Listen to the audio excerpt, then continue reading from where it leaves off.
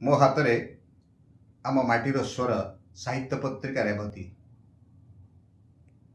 ଯାହା ସମସ୍ତଙ୍କର ଦୃଷ୍ଟି ଆକର୍ଷଣ କରେ, ତାହା ଏକ ପରିଚୟ ସୃଷ୍ଟି କରେ। ଠିକ୍ ସେମିତି ସାହିତ୍ୟ ପତ୍ରିକା ରେବତୀ ପାଠକମାନଙ୍କର ଦୃଷ୍ଟି ଆକର୍ଷଣ କରି ନିଜର ଏକ ସ୍ୱତନ୍ତ୍ର ପରିଚୟ ସୃଷ୍ଟି କରିପାରିଛି। ଏହାର ପ୍ରକାଶନର ନୂତନତ୍ୱ ପାଠକମାନଙ୍କୁ ଆକର୍ଷିତ କରିଛି। ଏହାର ଦୃଷ୍ଟିକୋଣର ବ୍ୟାପକତା ଏବଂ ବିଚାରର ବ୍ୟାପକତା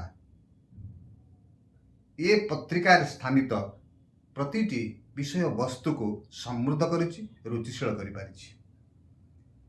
ଏହା ଭିତରେ ରେବତୀକୁ 5 ବର୍ଷ ପୂରିଛି।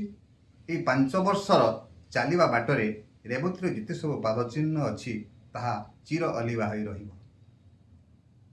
ଏହାର ସମ୍ପାଦକ ଦାୟିତ୍ୱରେ ଥିବା ସମ୍ପାଦିକା ସୁବାସିନୀ ଜେନା ଓ ସହଯୋଗୀ ସମ୍ପାଦକ କୃଷ୍ଣ କୁମାର ମହାନ୍ତିଙ୍କର ବଳିଷ୍ଠ ପରିକଳ୍ପନା ଏ ରେବତୀକୁ ଉଚ୍ଚକୁ ନେଇଛି, ସୌନ୍ଦର୍ଯ୍ୟ ବୃଦ୍ଧି କରିଛି, ଶ୍ରୀମଣ୍ଡିତ କରିଛି।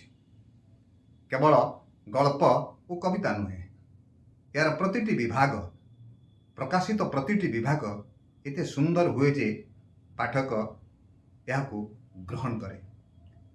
ଏହାର ପ୍ରକାଶିତ ଫିଚର ଗୁଡ଼ାକ ବହୁତ ମୂଲ୍ୟବାନ ଏବଂ ଜ୍ଞାନମୟ ଏବଂ ଜଣା ଅଜଣାର ବହୁତ କଥାରେ ପୂର୍ଣ୍ଣ ଥାଏ, ଯାହାକୁ କି ପ୍ରତିଟି ସଂଖ୍ୟାକୁ ସୁରକ୍ଷିତ ରଖିବାକୁ ଇଚ୍ଛା ହୁଏ। ଓଡ଼ିଆ ସାହିତ୍ୟ ଜଗତରେ ରେବତୀ ଏକ ବଳିଷ୍ଠ ସ୍ୱାକ୍ଷର।